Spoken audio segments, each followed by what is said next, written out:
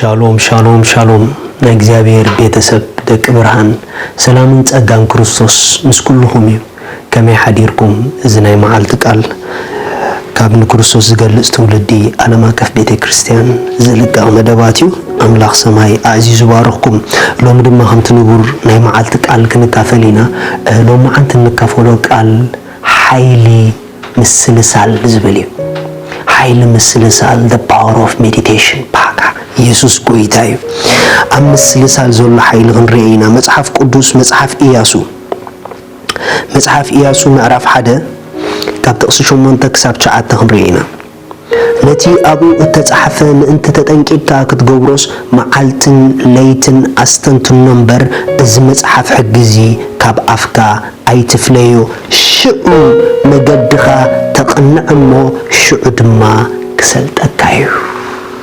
ጽናዕ ተባዒለዶ አይአዝዝኩኻን እግዚአብሔር አምላኽካ ኣብ ትኾዶ ኩሉ ምሳኻይሞ አይትፍራህ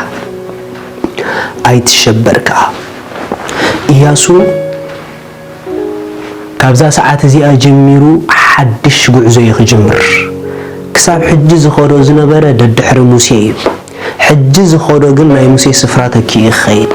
ቅድሚ ሕጂ ኸይድዎም ዘይፈልጥ ጎደና ይኽጅምር ነገር ግን እግዚአብሔር ነቲ ቅድሚ ሕጂ ኸይድዎ ዘይፈልጥ ጎደና ቅድሚ ምጅማሩ ኣብቲ ጎደና ዕውት ዘግብሮ ትምህርቲ ይምሂሮ ኢያሱ ጉዕዝኡ ካብ እግዚአብሔር ሓደ ትምህርቲ ተማሂሩ ጀሚሮ ካብ እግዚአብሔር ዝተማሃሮ ነገር እንተዳአሎ ኮይኑ ምስልሳል ቃል አምላኽ ዝብል እዩ እግዚአብሔር አምላኽ ንኢያሱ አብትሱ ዝበለሉ ፍጻመ ዘብጽሖ ዋና ትምህርቲ ዝማሃሮ ብዛዕባ ምስልሳል ይምሂሮ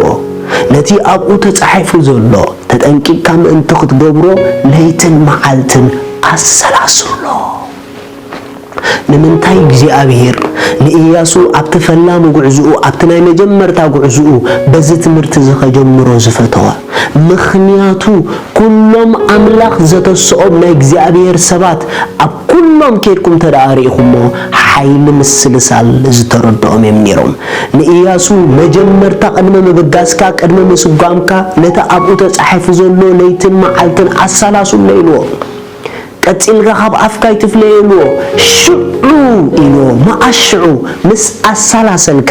ድሕሪኡ እንታይ ግበር ኢልዎ ሰጉም ሃሌሉያ አሰላሲልካ ትስጉሞ ስጉምቲ ኩሉ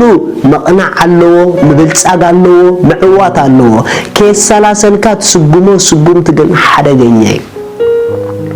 ስለዚህ ኢያሱ ምስ አሰላሰለ ሽዑ ትስጉምሞ ሽዑ ድማ ተቀናዕካ ኢልዎ ኣብቲ ናይ እንግሊዝ ድማ you will prosper ኢልዎ ሃሌሉያ ሪኹም ቃል እግዚአብሔር ከነሰላስል ጊዜ ክንዕድግ እንድሕር ጀሚርና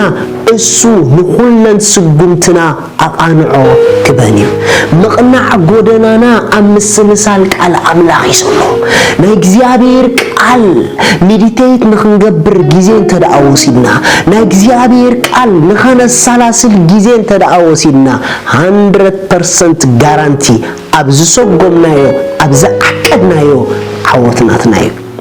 ምክንዋናትናዮ ምኽንያቱ ምቅናዕ አምስልሳል ቃል እግዚአብሔር ይሰሎ ናይ እግዚአብሔር ቃል ከነሰላስል ምጀመርና ኣብ ህይወትና ዝፍጸሙ ፍጻሜታት ኣለዎ መጀመርታ ሰለስተ ዓይነት ደረጃ ናይ ምስልሳል ኣሎ እቲ ቀዳማይ ምስልሳል ቃሉ ድምጽኻ ይውጻኻ ኣብ ውሽጥኻ ክደጋግሞ ኮለኻ እዩ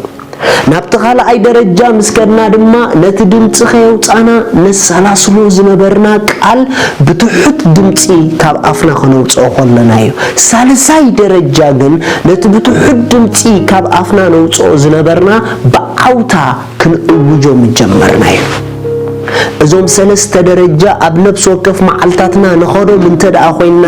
ዓወትናትና እዩ ኃይልናትና እዩ በኻላ አዛራርባ ውሽጥና ዝሕደስን ቻርጅ ዝኸውንን ብምስልሳል ቃል አምላኽ እዩ ብዙሕ ጊዜ ቃል እግዚአብሔር ነነበቢና ነገር ግን አይነሰላሰለን ኢና ዳስ ዋይ ስለዚህ ነሰላስሎ ኢና ኣብቲ ቃል ዘሎ ዘይቲ ንውሽጥና ዘይረኽቦ ቃል እግዚአብሔር ከነሰላስሎ እንድሕር ጀሚርና ዓለሙ ዓለምና ክኸውን ክጅምር እዩ ኣብቲ ቃል ዘሎ ዘይቲ ኣባና ክግለጽ ክጅምር እዩ ንምንታይ ተተባሃለ ምስልሳል ቃል ኣምላኽ ንቃል ኣምላኽ ይኸፍቶ እዩ ምስልሳል ብዙሕ ጥቕሚ ኣለዎ ኣሕዋት ቀዳማይ ቃል እግዚአብሔር ከነሳላስል ተጀሚርና ካብ ኣእምሮና ሓሊፉ ቃሉ ኣብ ልብና ክዕቆር ይጅምር ካልኣይ እቲ ልብና ዝተዓቆረ ቃል ኣብኡ ዘሎ ጸጋ ናብ ህይወትና ክለቆ ይጅምር ሳልሳይ በቲ ዝተለቀቀ ጸጋ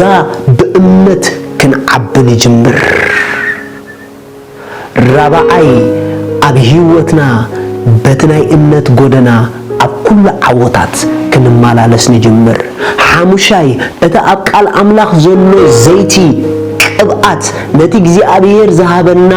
ቅብኣት ከም ዝፈስስ ይገብሮ መዓስ ቃሉ ኣብ ልብና ምስተዓቆረ ብኻላ ኣዘራርባ ቅብኣትካ ክፈስስ ቅብኣትካ ክግለጽ ትደሊ እንድሕር ኮንካ ገላጽ ቅብኣትካ ቃል እግዚአብሔር እዩ ቃሉ ግን ንቅብኣትካ ዝገልጾ ንቃሉ ብምስልሳል ኣብ ልብኻ እንተዓቂርካዮ እዩ መጽሓፍ ቅዱስ መዝሙር ዳዊት ምዕራፍ 1 ንኺድ መዝሙር ዳዊት ምዕራፍ 1 ብምኽሪ ረሲኣን ዘይመላለስ ኣብ መንገዲ ሓጥኣን ከዓ ዘይቀውም ኣብ መንበር መላገጽቲ ድማ ዘይቅመጥ ብሕጊ እግዚአብሔር ደኣ ዝፍሳሕ ነቲ ሕጉለይትን መዓልትን ዝመራምሮ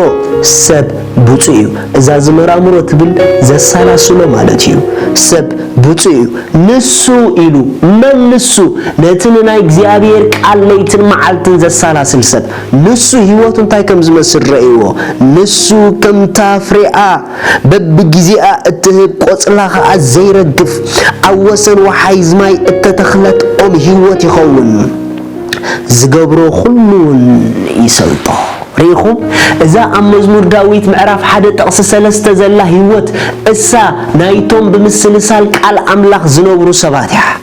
ንቃል እግዚአብሔር ከነሳላስሎ እንተደኣ ጀሚርና ከምታ ኣብ ወሰን ወሓይዝ ማይ ዝተተኽለት ኩሉ ግዜ ትርክስቲ ኩሉ ግዜ ቆጻል ኩሉ ግዜ ኣብ ደጊዚኡ ንግዜ ዝኸውን ፍረ መልሲ እትህብ ዝገበረቶ ኩሉ ዝቐንዓ ህይወትና ልክዕ ከምኡ ክኸውን ይጅምር ኢየሱስ ንዘለዓለም ጎይታ እዩ ኢየሱስ ንዘለዓለም ጎይታ እዩ ኣሕዋት ፕሊስ መዝሙር ዳዊት ምዕራፍ 1 ኩሉ ሰብ ዝፈትዋ እዛ ኣብ መዝሙር ዳዊት ምዕራፍ 1 ጥቕሲ 3 ዘላ ኦም ህይወት ፈራይትን ቆጻልን እሳ ኣብ ናብራና ክንሪኣ ንደሊ እንተኾይና ቃሉ ግዜ ዓዲግና ነሳላስሎ ኣብ ቃል ኣምላኽ ምስልሳል ኣብኡ ናይ ምፍራይ ምስጢር ኣሎ ፍርያማ ህይወት ኣብ ምስልሳል ቃሉ እዩ ዘሎ ቃሉ ዘሳላስል ፈራይ እዩ ቃሉ ዘሳላስል ኣድማዕ እዩ ቃሉ ዘሳላስል ከኣል እዩ ኣምላኽ ሰማይ ምስ ኩልኹም እዩ ቃሉ ኣሳላስሉ